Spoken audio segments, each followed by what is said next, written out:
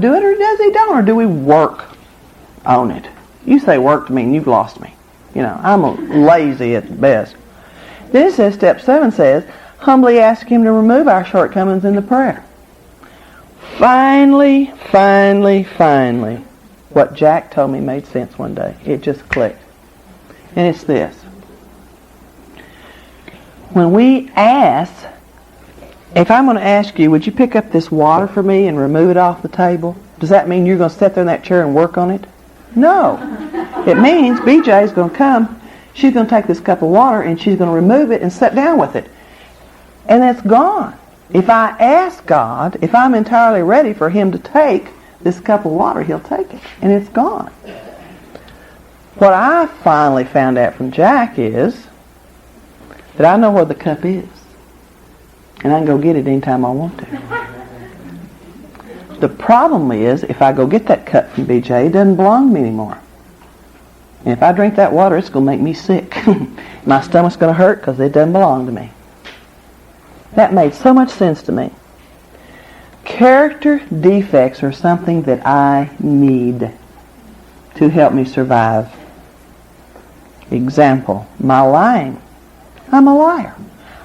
It hurt me so bad that I quit it. I asked God, please take this lying away from me. And he did. He removed the character defect of lying from me. It no longer belongs to me. Now, I don't do it anymore unless I absolutely have to. I might be in the middle of a sentence and I'm realizing this is not quite true, and so I'm going to confuse you for a minute and back up and start back in the truth. I know it. Because the minute I start lying, my stomach hurts, my throat starts hurting. It don't belong to me. But I have the choice. I have a choice to lie today if I want to. But see, I don't need that need. I don't have the need. He said, why don't you pray this? God, please remove the need of this character defect in my life. So that I'm standing here and I'm telling you, I'm a high school dropout. I don't lie about that anymore. Somehow that just killed me because everybody in the world graduated from high school but me. I'm a high school dropout. I used to lie about that like a rock. I used to lie about my daughter that her father and I were married and he da-da-da-da. We were shacked up. I'm standing here telling you who I am. And most of you don't really care. It doesn't make any difference. But it was my life. I lied about it. The only defense I have now is God. I can't defend myself. If I'm wrong, I can't defend myself. If I'm right, I don't need to. I don't have to explain y'all to me. Me to y'all. I don't have to. This is who I am. God loves me good and bad. He's accepted me good and bad.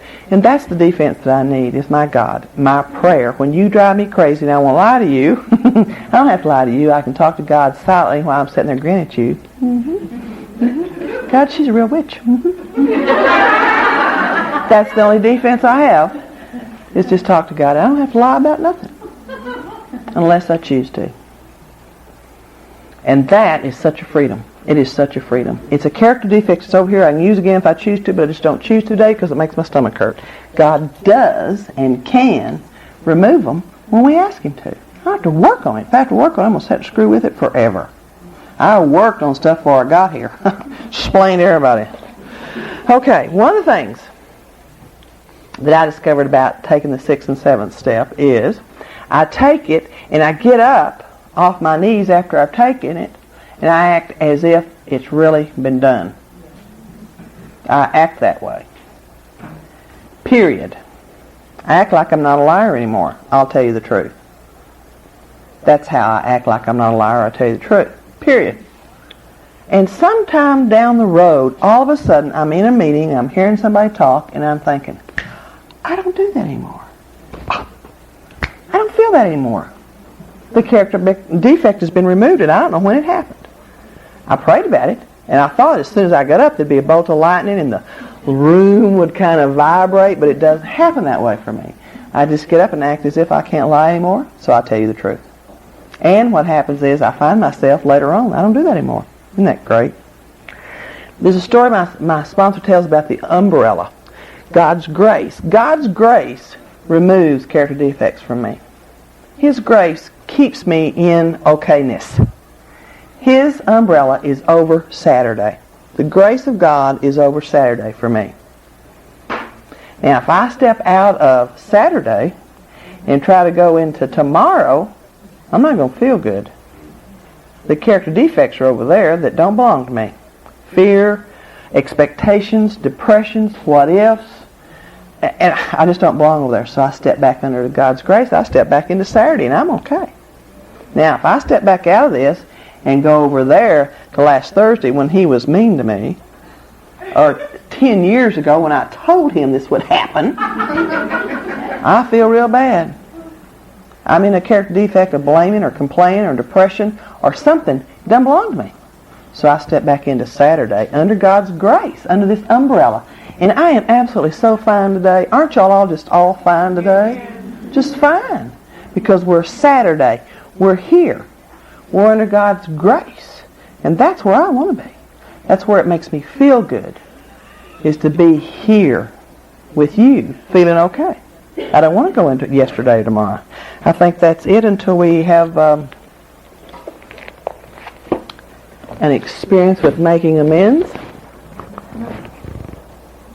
Now, I want to tell y'all something. Up to this point, it's been easy and fun and delightful for me. The next session that we're going to go through is going to be hard for me. And I'm going to need for y'all to get me prayed up. Okay? I believe in being prayed up because I can't do this by myself. Do y'all hear me? I can't do this. And I don't want to stand up here and bawl and squall and you can't hear me and my mascara run. And I'd like to present it in a halfway decent manner. But it's painful right now. So I really need for y'all to pray up for me before we come back together. Okay? Next time, by God, Shirley, you be on time.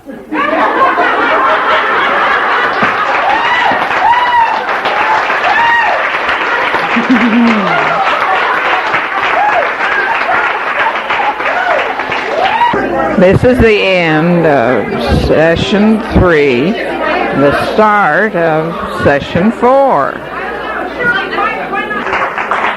Thanks.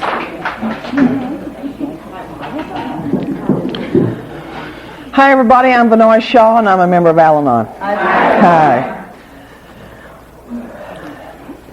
Well, I swam around the hot tub, hot springs. I feel great. I sure want to take a nap, but there's just not enough time, is there, when you go out there and play in that water? And it was wonderful. Thank you for bringing me back. That was really special. Well, when you get, they say, when you have an inventory, you have your list made for the amends. A lot of people say that. We did a little different because the 8th step says, what we're going to talk about this hour, 8th and 9th. 8, made a list of all persons we had harmed and became willing to make amends to them all. And 9 is made direct amends to whoever possible except when to do so would injure them or others. When I first started off, the thing that she asked me to do was relationships. And I read to you out of this 8th step.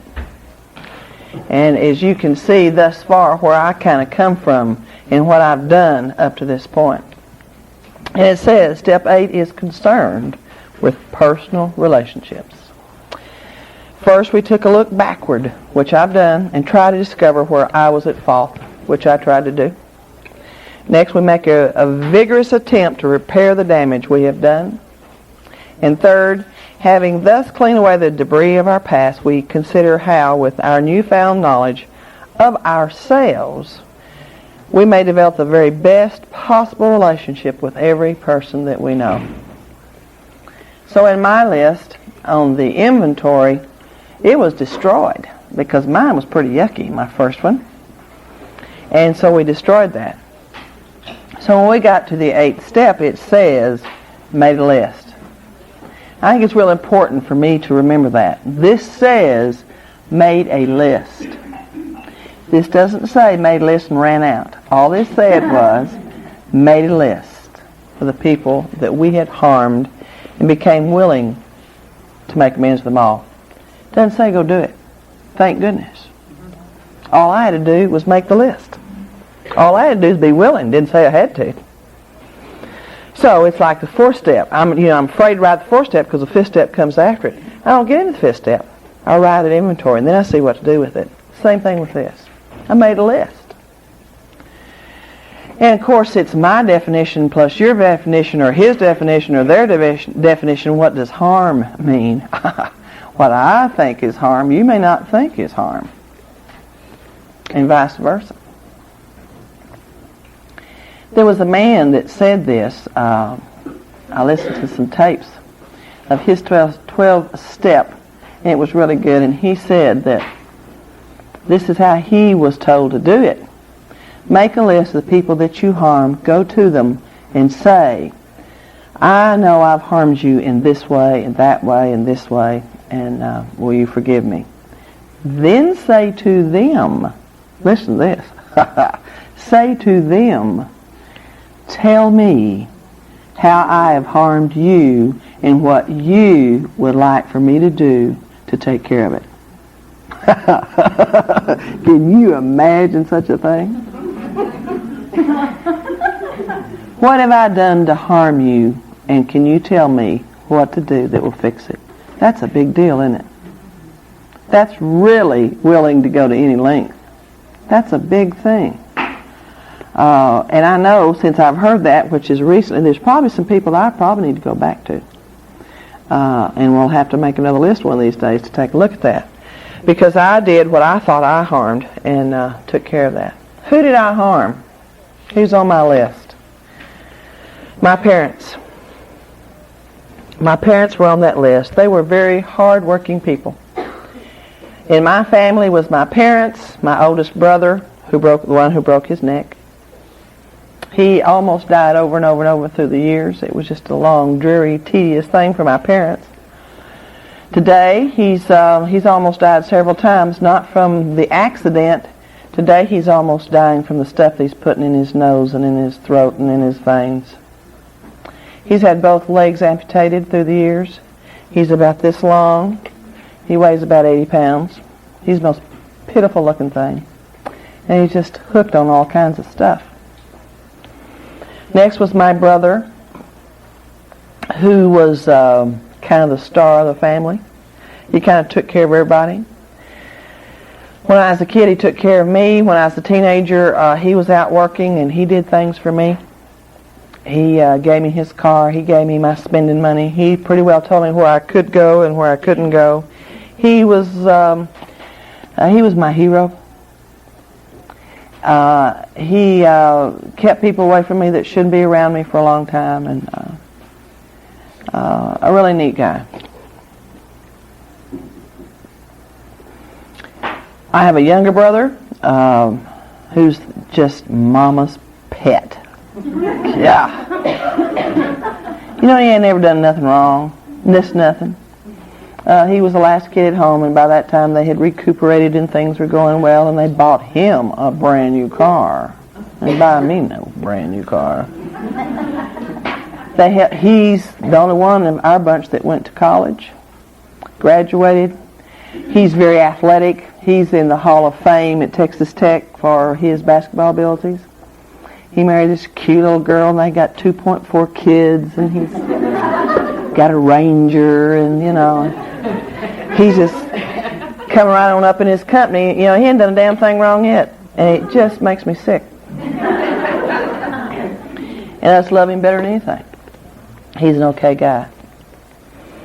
Now, my parents, in my madness, told me when the murder happened, my mother said to me, "We don't want you coming over here anymore. We don't want anybody to see you coming in and out of the house."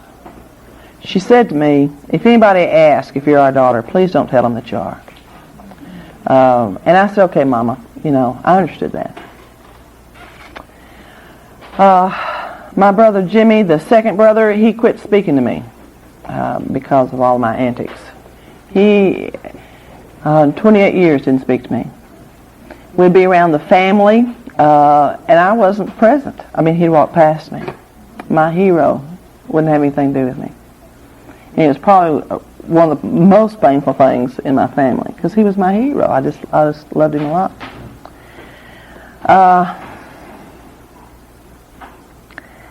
When I divorced my practicing alcoholic, I had 2 kids. I was in this program. I was in this fellowship.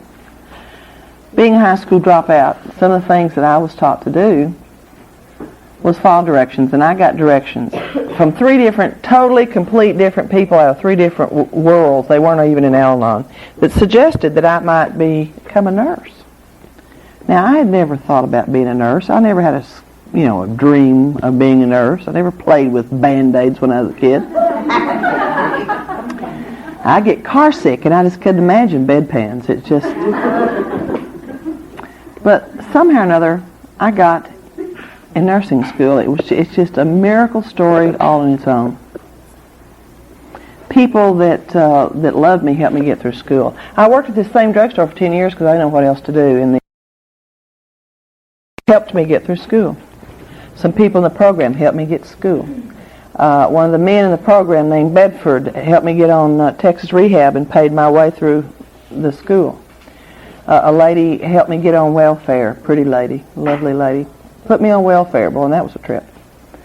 And people in my group did things for me, and they helped me. They picked me up and they gathered me and they took me to nursing school. By the time I got to nursing school, I pretty well worked these steps. I was told how to do these steps by my sponsor. It says that when we make that list, we put our own emotions aside. We just make them. When I do make the list, I take it to my sponsor. I don't go out on my own to make amends. I did once before I told her, before she kind of got on me. There was a lady in my group I didn't like. She was just weird. And one time she did something nice and I liked her. So I went up to her one night and I said, I just used to like you, but I like you now. I was making amends. I just thought, that was what you're supposed to do, so I made an amends to her. And then I was so proud. And I went and told my sponsor that I made amends, and I told her what I did, and all the color kind of drained out of her face. And so she sat me down and explained to me, number 1, that I hadn't made a list, and number 2, that I didn't make amends without checking out with her, and number 3, that I didn't make amends, I just dumped my garbage on this lady. That I had felt bad about my own feelings toward her, which she didn't know, and went and informed her about it.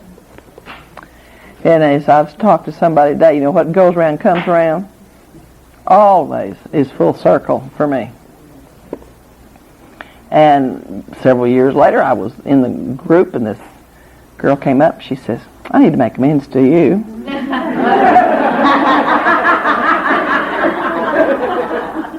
I thought, that's okay. And I driving home in the car, and I thought, well, I wonder what I did to her. I didn't do anything to her. What did I do? Wonder what I said. And I spent, the next couple of days pissed off at her because she didn't tell me what I did. She just didn't like me. Now she liked me. And my mind just tripped off. So it's dangerous to do those things. So I made the list of these people in my life, and I took them to my sponsor, and she and I used some good judgment on it. What to do and what not to do. Some of these amends were a direct amend. It was going to someone and making an amend. Now, I don't know if you're the Al-Anon of my type, but I've already told you to say, "I'm sorry," it just chokes me. She said to me, these that I go and make amends to, I'm careful about the way I say it. Because I'm just really subject to, and I just laugh at my husband, he is always doing this, but I'm subject to say, well, I'm really sorry that I hurt your feelings. However, I just really wouldn't have done that if you hadn't have. She said, we don't do that.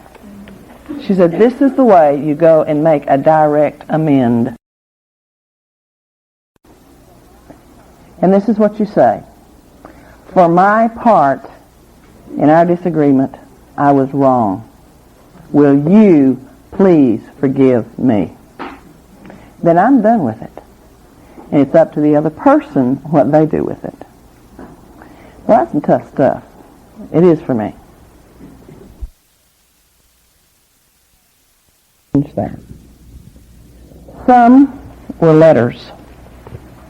I had to write a letter with, she and I decided to write a letter to my brother Jimmy, because he'd moved down to South Texas, and he wouldn't allow me in his home. He had quit even letting my children in his home, and he didn't even hardly speak to my kids. So I knew there was no way, he was unapproachable. So she said to write him a letter. And so I did. I wrote him a letter, and I told him that I was in this program and what my life was about, and that I had humiliated my family, and I knew it, and him, and I had broken his trust, and that I was really wrong, and I was trying to live a different lifestyle, and I hoped that he would please forgive me. And I mailed it. And of course, I never heard a thing, nothing. My mother said to me one time, she said, I'm going to say this to you, and I'm not going to say anything else, but your brother got your letter. I said, thanks. And that was all that was ever said. And he never spoke to me, and it was never any different. But I had done what I needed to do. In my head was, because I heard a little drift from down that way, from down South Texas, that he might be drinking. And if he was, then I probably knew what it was that was going on with him. And I resigned myself to this. I didn't accept it. I resigned myself to this. That there would come a time when it would be okay. Eventually, I had it in my head, everybody's going to get sober. And eventually, everybody's going to work the steps. And eventually, it's all going to be okay.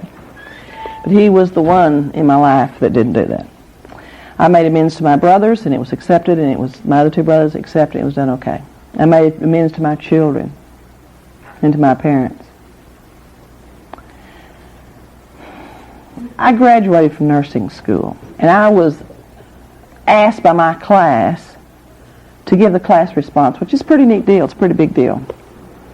And I was giving the class response, and I was looking out in the audience, and it was in a huge church, and there was probably 800 people there. It was wonderful. And I looked over here, and here was all my AA family, just bunches of them, it was really exciting. And I looked down in the middle of that bunch, and there was my mama and my daddy. They were sitting there. And I saw my daddy, and he was crying, and he was telling somebody, that's my daughter up there. They were telling people I was their daughter. They didn't do anything different. I had a different lifestyle. I had made amends to them, and I had changed. And what a neat deal it was. The results of amends sometimes just blow me away. There's promises about the amends, and I'll read them a little bit, but the amends that I have made and what comes about them is that full circle stuff. This employer that helped me get through school, who helped me with financially. He had a sister that worked at the drugstore with me, and she was a real witch. I mean, smiley, know-it-all witch. And I didn't like her at all.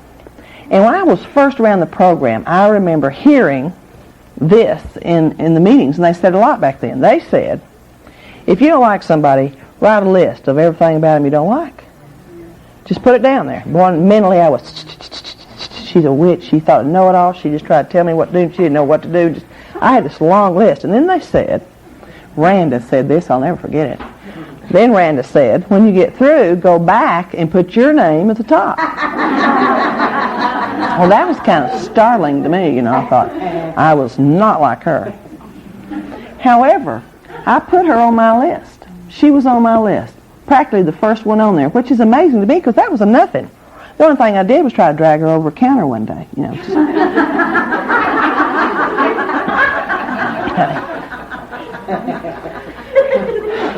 I just didn't like her. And she didn't like me.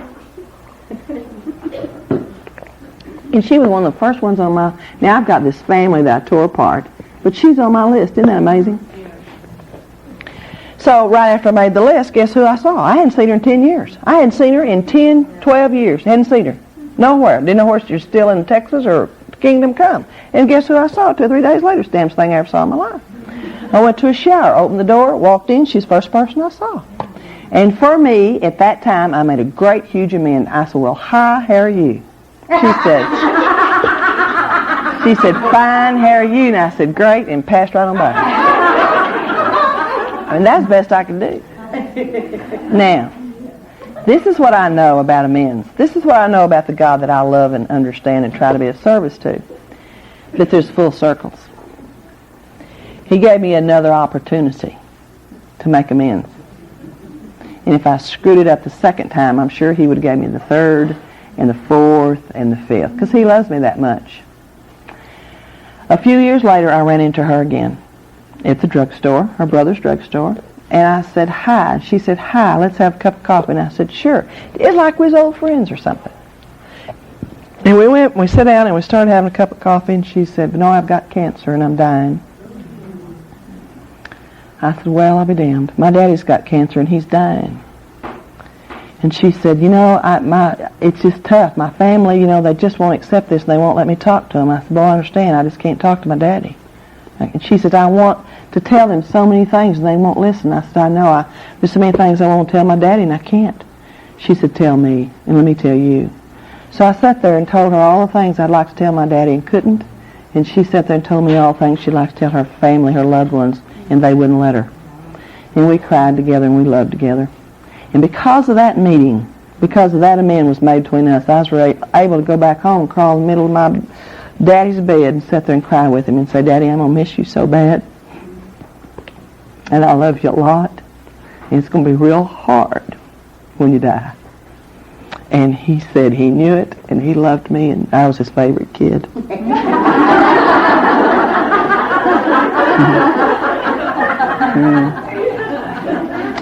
And I'll carry that, from now on. I stood by my daddy's bed for about a week and took care of him. And I wouldn't, I just was the one that took care of him. And I did a really good job. And the guy who helped me get through school, I was able to take care of him when he died. The lady who put me on welfare, I was able to take care of her when she died. Sweet things, sweet things. There's a man named Bob White who, Marcy's husband that y'all know, that died of cancer, and I was able to go down there and sleep with Bob. I was able to take care of him. So these amends, they're so full circle, they're so amazing. I was able to tell my children I've done the best I could for you. I've helped you the best I know how. What a miracle. I've asked my daughter to forgive me, and she has. What a miracle. We're still working on that. What miracles. What miracles. When my brother married, he had 2 kids, Tanya and Butch, which I just love them both better than anything. And he married this weird lady. She's an alcoholic, Our family is surrounded with it, so it makes it good sense of what's going on. Tanya, my little niece, I absolutely loved her better than anything in this world. She looks just like me. Just drive those people crazy. She acts a lot like me, and her mother would say to her with complete and total disdain, "You're just like Vannoy." And it suited me and Tanya just fine because we just loved each other so much. Tanya's an alcoholic. On drugs pretty bad, real bad. Tanya had a child out of wedlock. And then she had another child out of wedlock. And my brother quit speaking to her. He tried to help her once, and then she wouldn't accept the help, and then that was the end of it. He just wouldn't speak to her. He just literally blocked her out of his life. He never laid eyes on his grandchildren. 2 sweet, precious little girls. When my daughter had a year's sobriety, we went back to Lubbock for her. My stepdaughter, my husband and I went back to Lubbock to be with her. She asked me to give her year chip. Isn't that neat? And my niece found out that I was going to come in town through my drunk brother, not her dad, and asked if I'd look her up. My mother had asked my little niece not to come to her house because my little niece had embarrassed the family. She was so cute. I mean, she just did stuff that was wonderful. I mean, she and her hophead boyfriend stole stuff.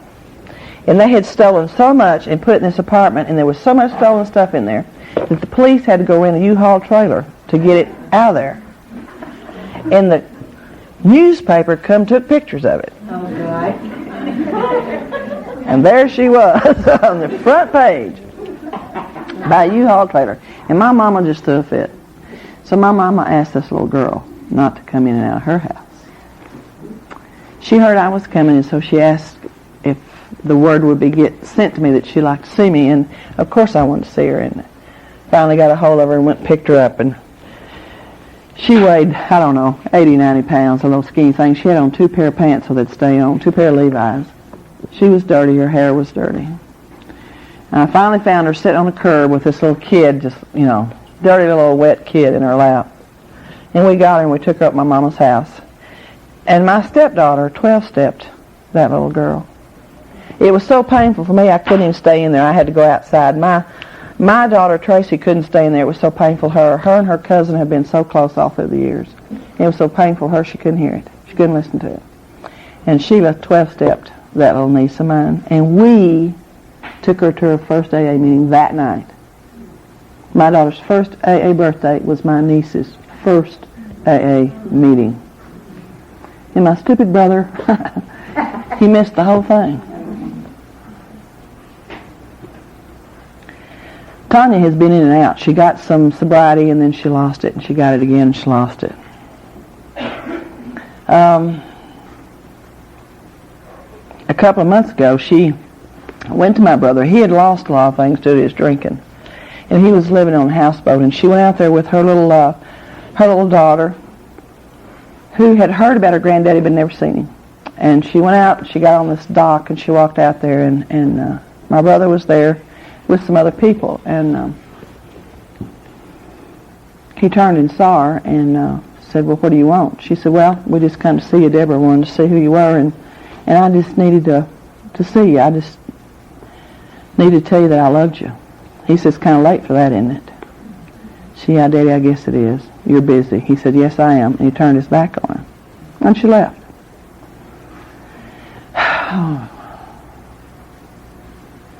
And this poor guy, he just didn't know how to live, I guess, because he took a gun and killed himself. Never forgiven that girl. Never forgiven me. Just an alcoholic, yucky death, This makes me hate alcoholism. I don't hate my brother. I hate alcoholism. I hate what it does to people. And my little niece is just, she had some sobriety, and she lost it during Christmas because of this. He died right before Christmas. Thanks. And it's just been so hard. I know that many of you in here have experienced this. It's just damn tough that you just don't know how to do it. You just don't know how to do it. And this little girl is 30 years old, and she's drunk. She lost her sobriety, and she's just drunk, and she just doesn't know how to live, and she keeps calling me, and I went back for that, and I swore I would never go in his house, but I went back for that to support my mama and take care of my mama. And it's just such a mess. I mean, everybody there was drinking. That's the only way they know how to handle that. And I saw myself having to totally disengage myself from my family. And I heard them talking about this guy. I heard them talking about Jimmy. And I thought, I wonder who they're talking about. I don't know him.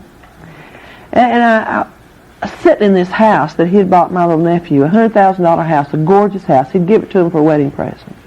And Tanya's living across town in a squalor. He didn't give her a nickel. The disease of alcoholism. It's just yucky.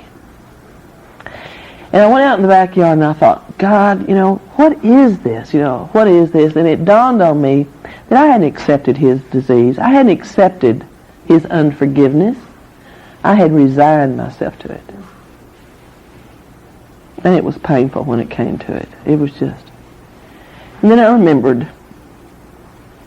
probably in his way, he did what he could do for me with what he could do with forgiveness and not forgiveness and all that stuff.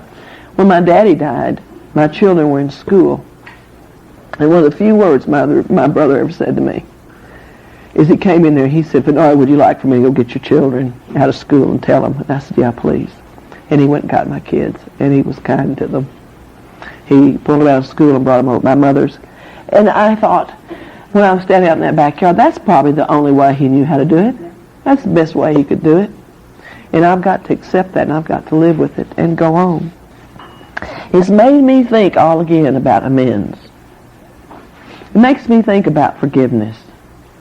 Because as far as I know, he's the only one who hasn't forgiven me in my whole life that I've walked up to and say I was wrong. Isn't that marvelous? It's just marvelous. He's the only one I can think of.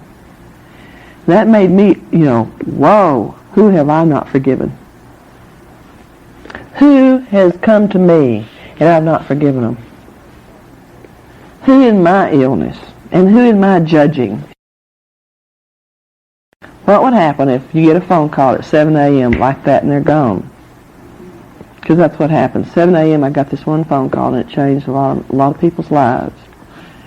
And I had to take a look at who's in my life that I have not forgiven. Who do I owe amend to? Who do I need to straighten things out with? What do I need to do with it? Who do I need to make direct amends to today? And what a relief and a joy and a wonder it was, because I can only really think of, truly, in all honesty, one person that I know of that I've harmed, that I probably hadn't really squared away with. And I need to do that. Isn't that glorious?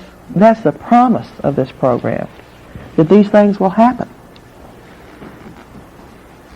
What it says is,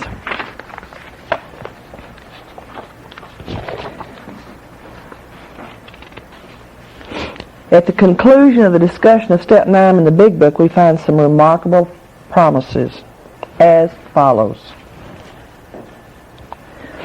If we are painstaking about this phase of our development, we will be amazed before we are halfway through. We are going to know a new freedom and a new happiness. We will not regret the past nor wish to shut the door on it. We will comprehend the word serenity and we will know peace.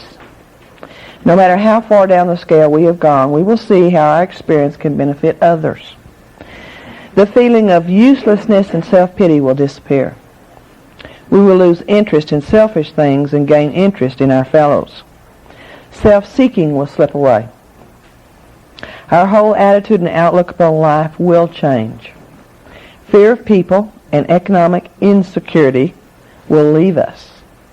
We will intuitively know how to handle situations which used to baffle us. We will suddenly realize that God is doing for us what we cannot do for ourselves. Are these what is it? Extravagant. Couldn't say it. Promises we think not. They're being fulfilled among us, sometimes quickly, sometimes slowly. They will always materialize if we work for them. What a glorious set of promises. The directions for me that helped me get through all of them are one at a time in this book. And I went through there once and I marked off what it says to get these promises. Exactly what do I do? And into action one more time, says the Big Book of Alcoholics Anonymous. And it says, and I'm just going to scan over this. Number one, here are some general principles which we find that guide us. One, remind ourselves that we had decided to go to any length for a spiritual experience. Any length. And making amends, any length. We ask that we be given strength and direction to do the right thing, no matter what the personal consequences may be. If we have domestic troubles, we take care of that. I had a few, I don't know about y'all. If we're not sure what he or she knows, should we tell them? Not always, we think. That's why we need to make the list. Perhaps there are some cases when the utmost frankness is demanded. And I love this. It says, this is what I just love. Listen to it now.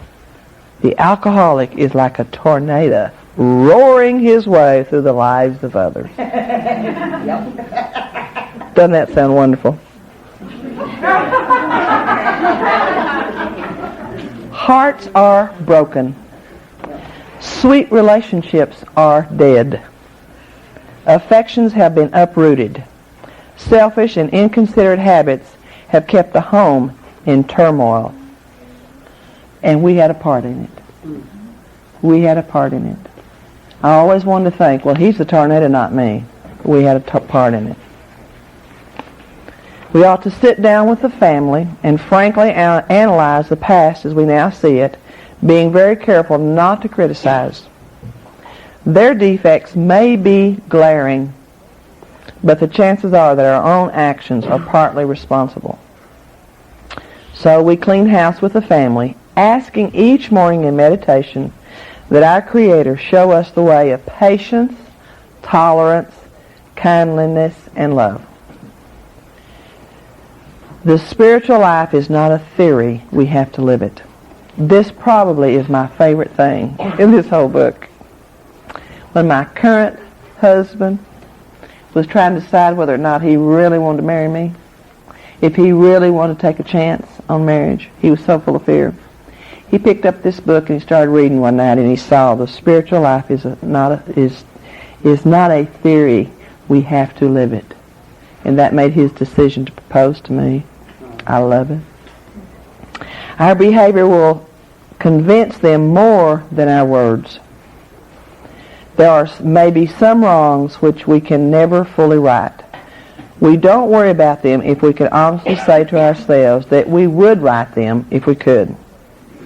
Some people cannot be seen. We send them an honest letter.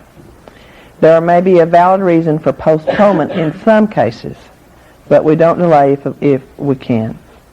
We should be sensible, tactful, considerate, and humble without being servile or scraping. As God's people, we stand on our feet and we don't crawl before anyone. What a marvelous thing. What a marvelous way to live. When I found out about making amends and straightened myself up and got the majority of them done, and the wreckage of my past year pretty well has been taken care of.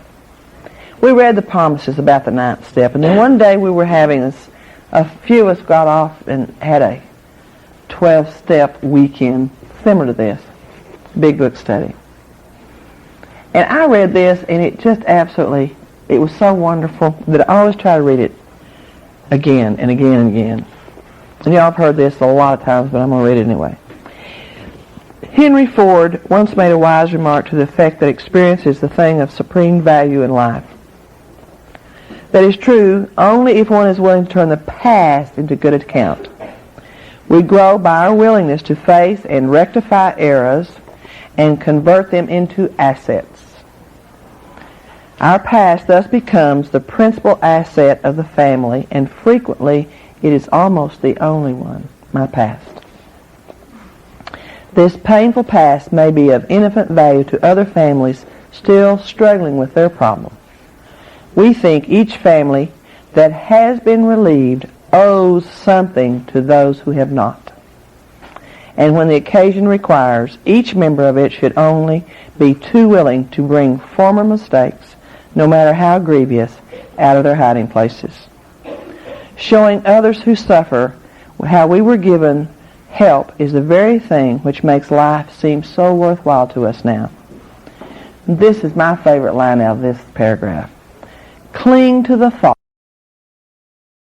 that the dark past is the greatest possession you have, the key to life and happiness for others.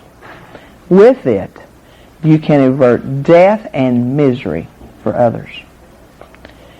It is possible to dig up past misdeeds so they can become a blight and a veritable plague and get it out of other people's lives. When I go and I make amends to you, then it's done. And I can bring this up any time now. Forgiveness is, I was told, recall without pain. So I can recall these things, most of them without pain. I'm still grieving my brother, and it's still hard for me to talk about it. It still comes up. And there'll be a time when I can probably talk about this without a whole lot of pain. But I've got to, because it could be the key to life for somebody else. Absolutely. So when I get through with that, I'm at step 10. And step 10 says promptly now, keep this thing cleaned up. And the instructions on step 10 are in the book. I love them. Step 10, and a lot of it I do almost on a daily basis, not always, because sometimes I'm out on the road. But when you're talking about prayer and meditation and people wonder how to do it, this is one of the things that I always do. It just tells me what to do, line for line for line. My husband and I have a good time with step 10.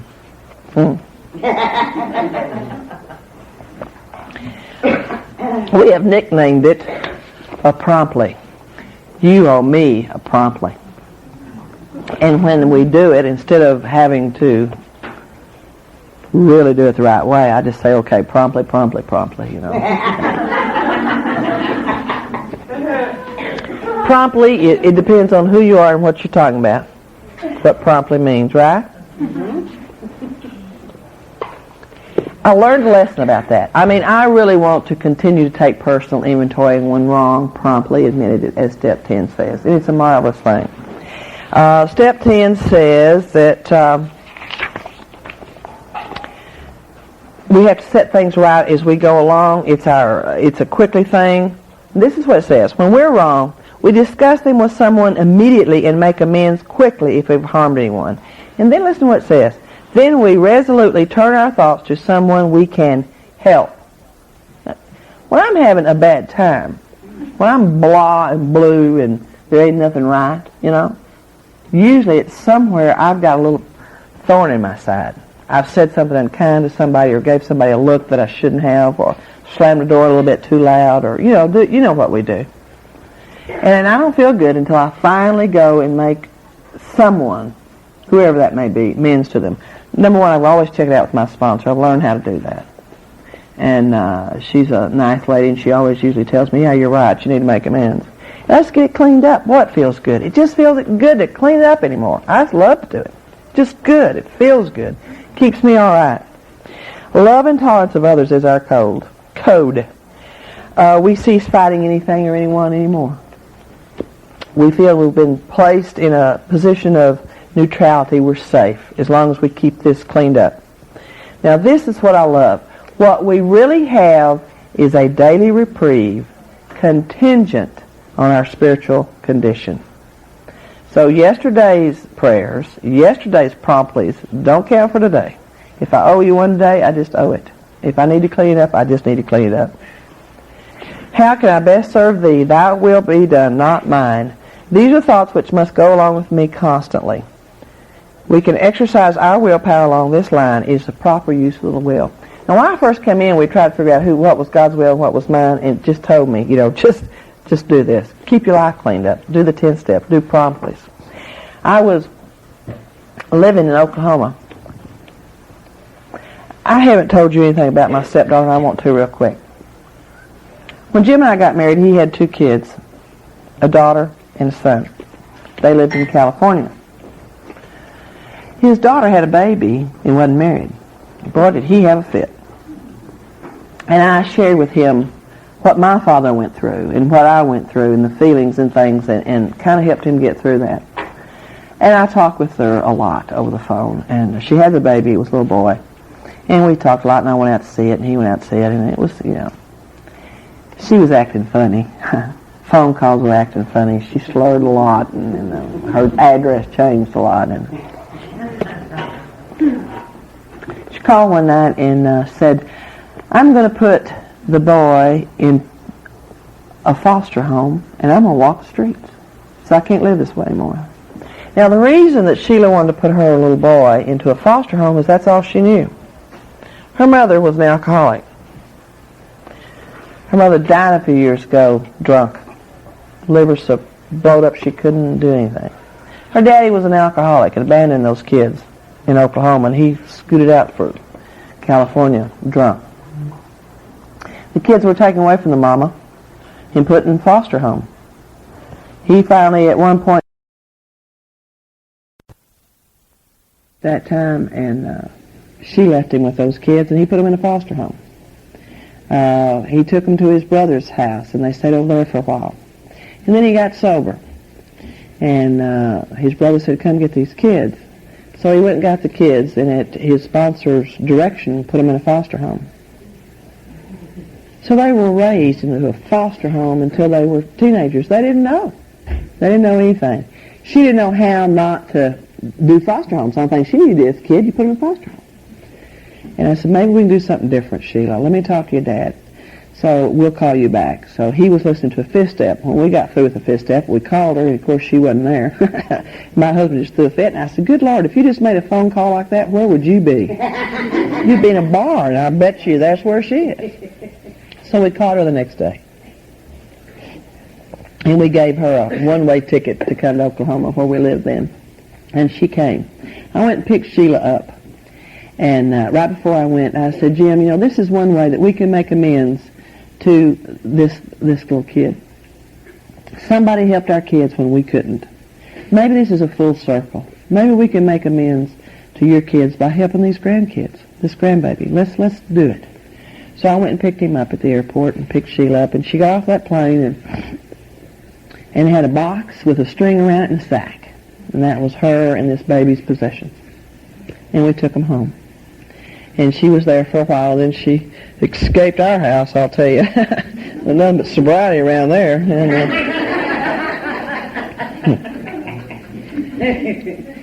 And one Saturday night, we were at the meeting. She went with us a lot because she had to. She didn't have a choice living with us.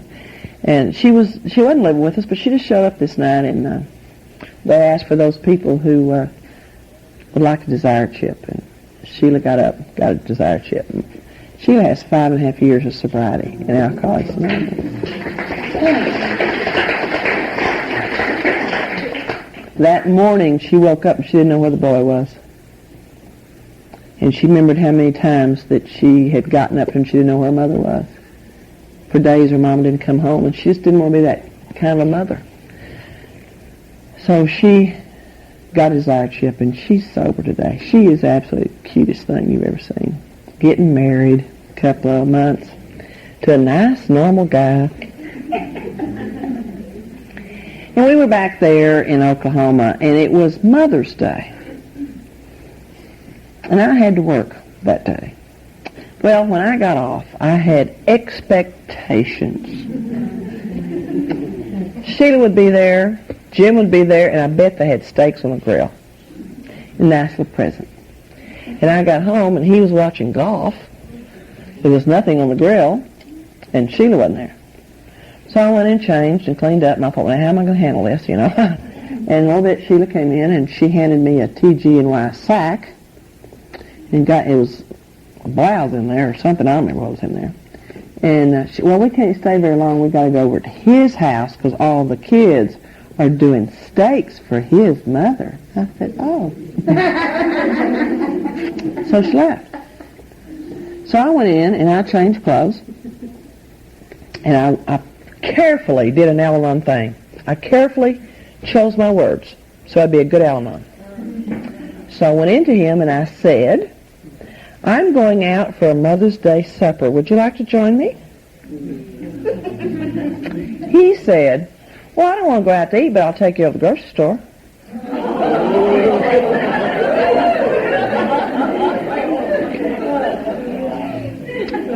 Can you just imagine what I did?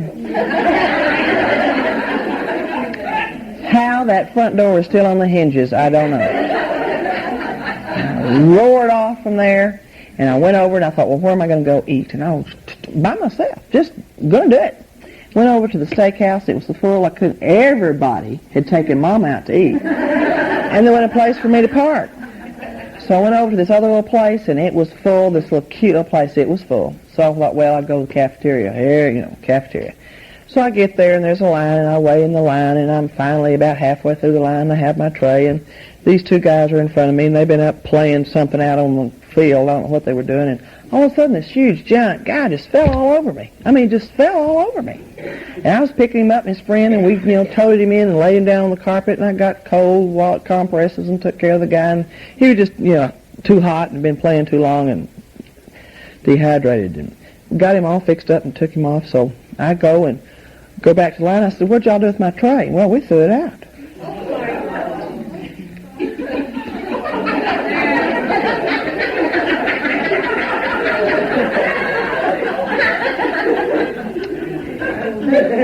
And the line by now, is 10 blocks long, so I told them what they could do with their cafeteria and left. Well, I wound up at this cruddy diner. Y'all probably got one. It's just, you just barely get in there and get out. The grease smells so bad. And I'm in there and I look, and at that point I'm trying to get skinny, wonderful. I quit smoking. I didn't have that to do anymore, and I gained all this weight. Can't get rid of it. So I'm on Weight Watchers, and they didn't have steaks there at all. And I look and I thought, well, I guess it's time to get my liver and onions. So I order liver and onions for my Mother's Day supper by myself. And I've about 2 or 3 bites of it, and here comes a guy that I knew, and he said, well, what are you doing alone on Mother's Day? Well, that was it. I just...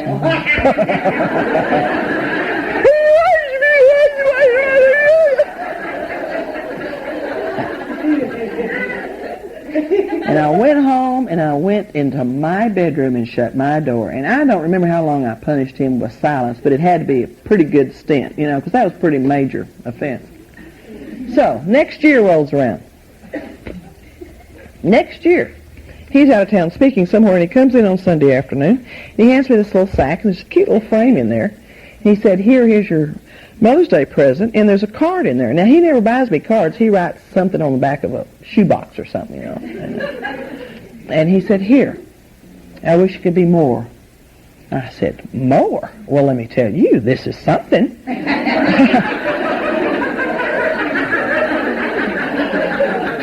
Do you remember last Mother's Day? He said, well, I don't think so. Well, I do. I worked all day. I come in and ask you, and Sheila goes off, and they think that. I go down there, I can't find him. This man falls over me, he falls down, and stay there, and then there's no card. I'm crying, I'm going, and I slam the door, and you didn't even care.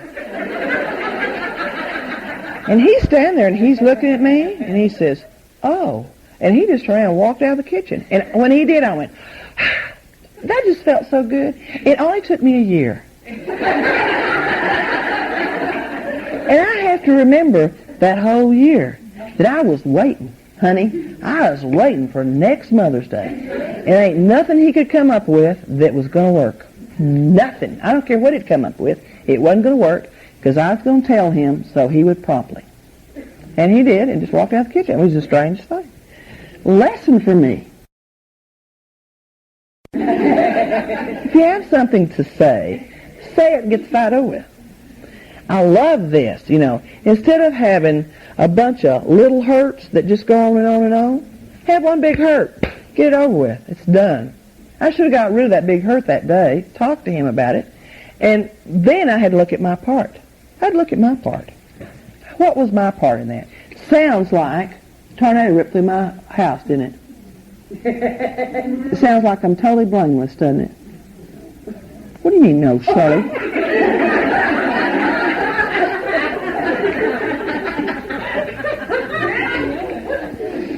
I had to see what was my part in that. My part was I should say, Jim, I really would like for you, it's Mother's Day, God, I would just really love for you to take me out to eat somewhere. Would you please do that? Instead of that silly little thing I went through. Well, I asked him a question and he gave me the answer. He'd rather go to the grocery store and buy something, cook it. My part. So I had to get up out of that stupid chair and go in there and say, hey, I've been holding that for a year. Maybe that's not quite a promptly. Maybe I'll clean that up. Thanks. And so we got that squared away. There are promptlies, and again, the AA's 12 and 12 says how many ways to make promptlies. There's the yearly inventory. There's the spot check inventory. There's inventory that you take semi-annually, annually, whatever you want to do. I personally do this. I have spent a lot of time in bathrooms.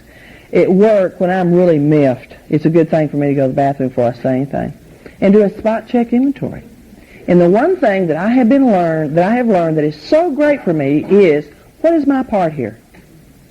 Not what's their part. What is my part? Do I have a part? What could it be? And Jack says, they may have 97% wrong, and I've got 3. But it's my 3. It's my 3. Boy, I hate that, but it's true. So I have to look at my 3 in those spot check inventories. If it's 3, I have to go back in there and say, for my part, in this situation I was wrong. Will you please forgive me? It gets easier as time goes on. I personally do a yearly inventory. just see where I'm at. And it's just wonderful because I can go back through those years and see some of the same stuff trailing through there. Some of them I'm ready to do something about, some of them I'm not. Some of them are spoken, some of them are written, some of them are just a quick on the telephone. But it's always get rid of it because I feel better. And I am at the point now where I really choose to feel better. I just want to. It feels so good. It feels so good to keep my side of the road cleaned up, to do what it's good for me. I just don't want to screw with you anymore. You know, just I think that's it. I didn't turn over there. That's it. Thanks.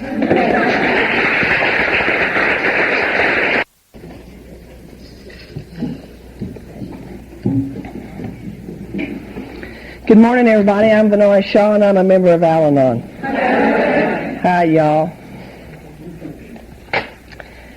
Well, this has really been something, hasn't it? A great weekend. And finally, I know Shirley wasn't lying, it's raining.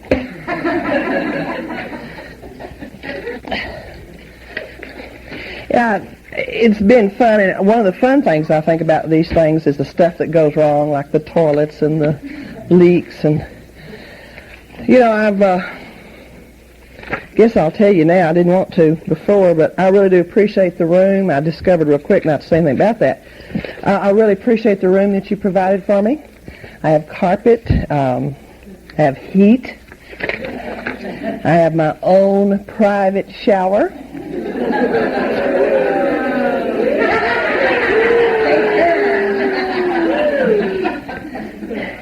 My toilet flushes.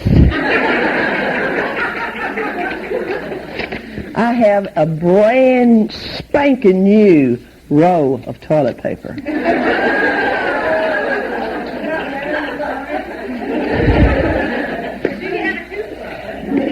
I have a toothbrush.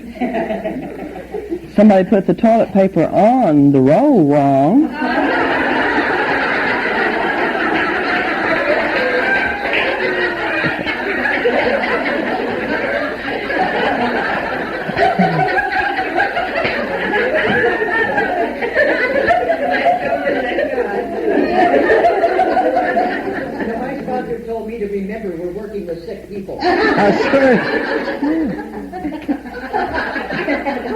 I didn't get to use my shower this morning. Oh, did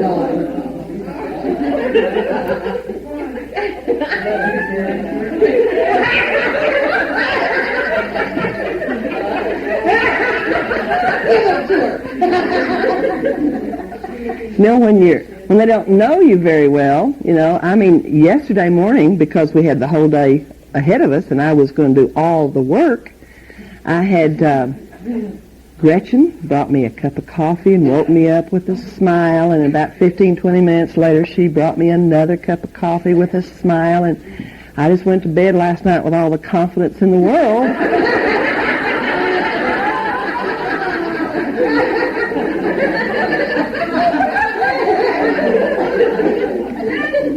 I've heard there's nothing as useless as a used-up speaker.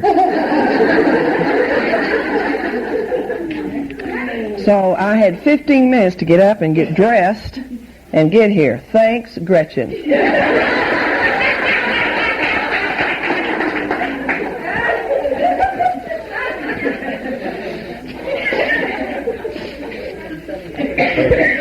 Much has already been said about receiving strength, inspiration, and direction from Him who has all knowledge and power.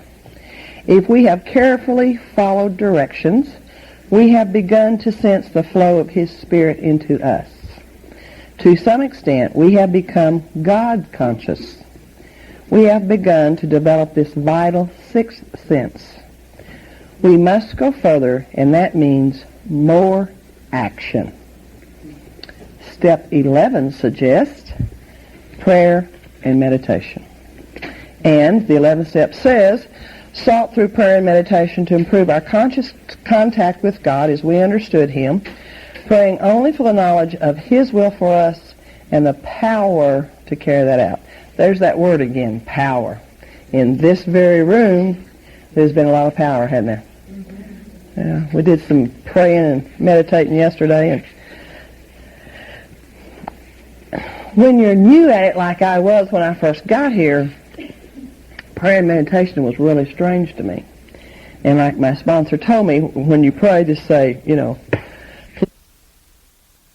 got to at this step and sharing it with my sponsor, and we got to looking at it.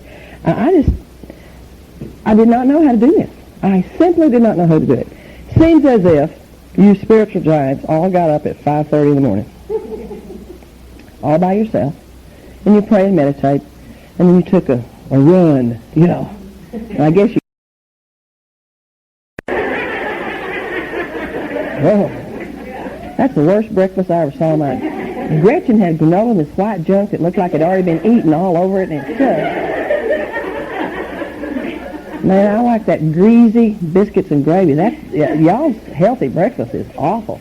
We feed that to horses back home. Anyway, I thought you got up real early and did all that healthy stuff, and I just couldn't do that. I just didn't get up in the morning. I mean, I just barely got up this morning.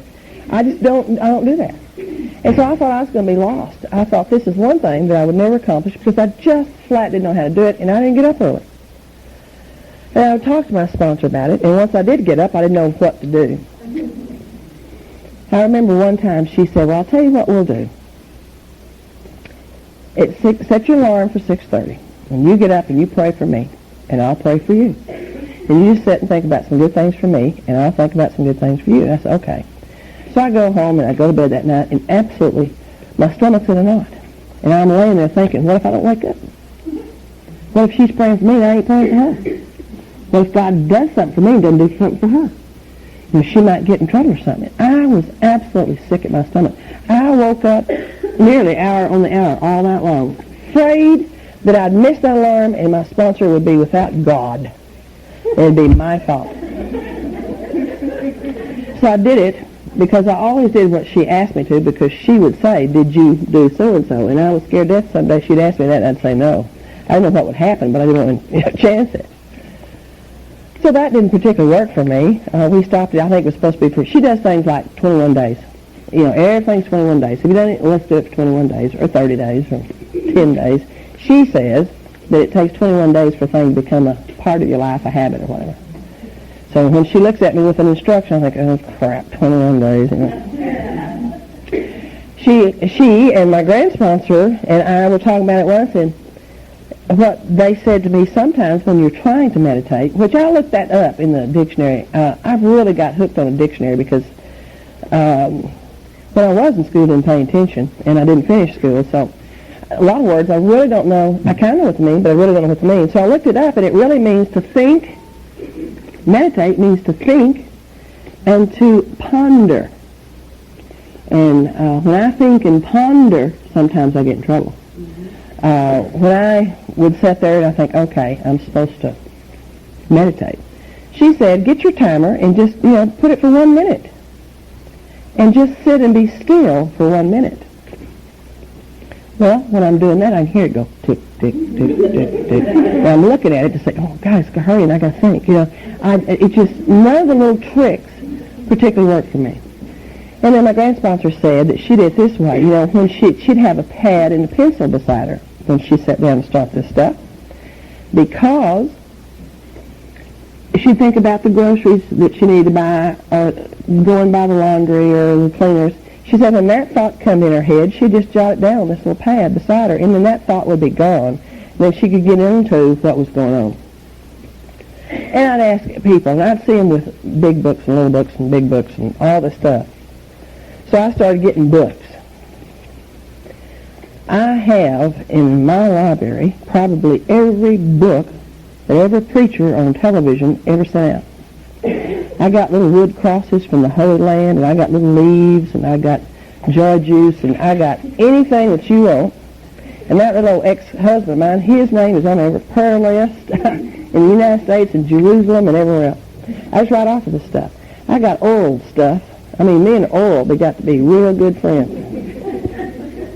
And he'd tell you how to get $100,000 million just praying for it. And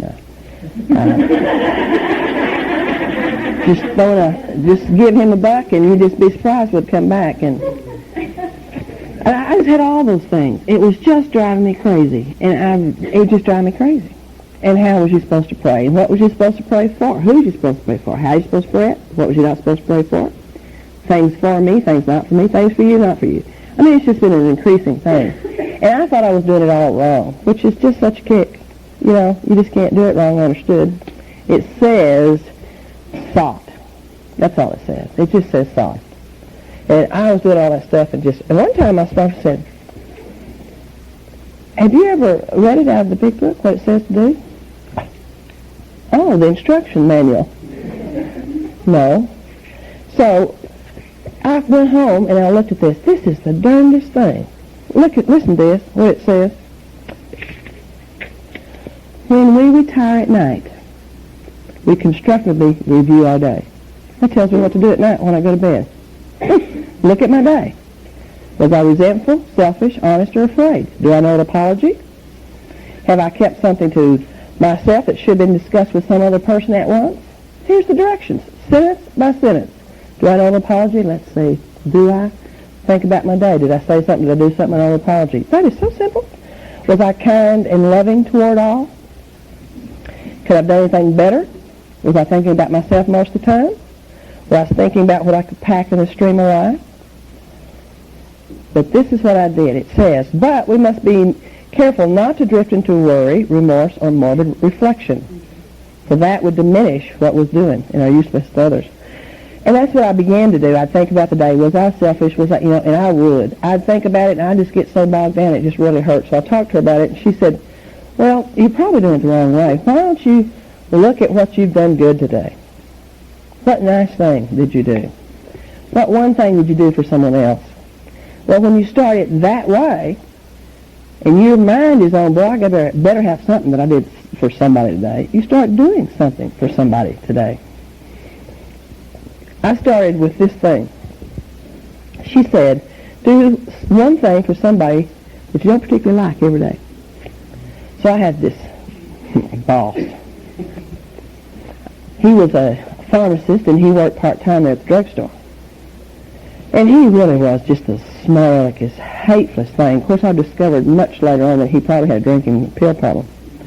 But he was just egotistical and arrogant and hostile, and I didn't like him. So I thought, well, he's the one person that just drives me crazy every day, starting my day off. So I decided I'd do something good for him. I went to the drugstore every day. This was my procedure. I went to the drugstore, clocked in, and then I went to the fountain and got me a cup of coffee on their time, not mine. So I decided what I would do was bring him a cup of coffee back that morning. So I went and got me a cup of coffee, and I got him a cup of coffee, and just took it up there and put it on the pharmacy and turned and walked out. He just looked at me and looked at it, didn't say a word, and I didn't either, because we barely talked. And the next day I did the same thing. He looked at it and looked at me, didn't say anything. Third day I went up there and he said, thanks. I said, you're welcome. And I just kept on doing that one thing. And boy, at night I think, well, I got that silly SOB cup of coffee today. And, I kind of started feeling good about it. I did that for, I don't know, a week or a couple weeks or something. And I was feeling really good. And I was actually, he'd say good morning after a while, and I'd say good morning after a while. One day I didn't take it. And do you know what he did? He hollered at me. Hey, Vannoy, where's my coffee? That was a spiritual thing that I was doing, and he was screwing it up. So I stomped back there, and I got him a cup of coffee, and I stomped back up there, and he giggled at me, and I giggled at him. And that started a whole relationship with me and this idiot. And when I went into nursing school, he came to me, and he said, let me write you a letter of recommendation to help you get in school. Is there some books that I have that can help you study? What can I do to help you? Is that something? And I didn't like him. The only thing I did was take him a cup of coffee so that when I went to bed at night, I'd have something to do.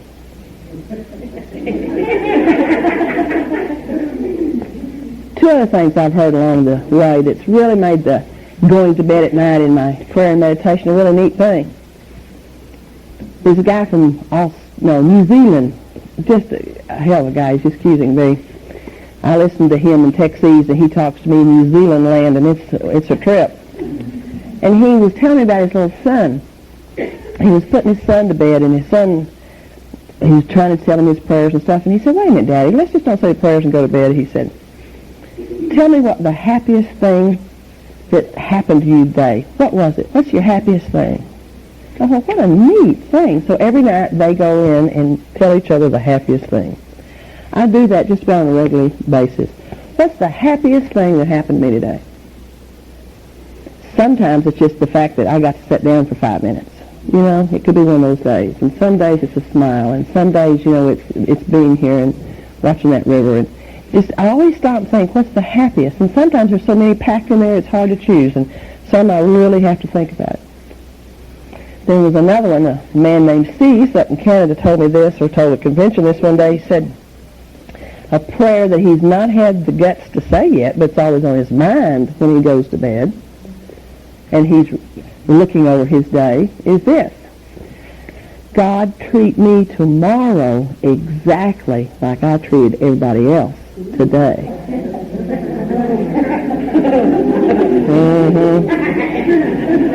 Isn't that interesting? And then it says, after making our review, we ask God's forgiveness and ask Him what we can do from here on to correct it. Then listen to what this neat thing says. Upon awakening. I mean, it tells you what to do when you go to bed. And boy, I like that kind of direction. And it tells us what to do when I wake up, because I ain't wrapped too tight some days. It says, let us think about the 24 hours ahead. Isn't that simple? Well, that's meditation, period. I consider my plans for the day. Before I begin, I ask God to direct my thinking, to ask me especially to be divorced from self-pity, self-seeking motives, or any dishonesty. In thinking about my day, I may face indecision. I may not be able to determine what course to take. Here I ask God for inspiration and intuitive thought or decision. We relax and we take it easy. Isn't that a nice thing? I mean, get up in the morning instead of just butting into the day. You know, you sit down and you relax, you take it and you talk to God for a minute. We don't struggle. We're often surprised how the right answers come after we try this for a while. We usually conclude this period of meditation with a prayer that we be shown all through the day what our next step is, that we be given whatever we need to take care of such problems. We ask especially for freedom from self-will and careful to make no request for ourselves only. We may ask for ourselves, however, if others will be helped. As we go through the day, we pause when agitated or doubtful and ask for the right thought or the right direction. Now, I have read these directions 20 years, I guess, almost on a daily basis. Some, I think, as Sherry and I was talking about, we're just too dumb to memorize things, thank God.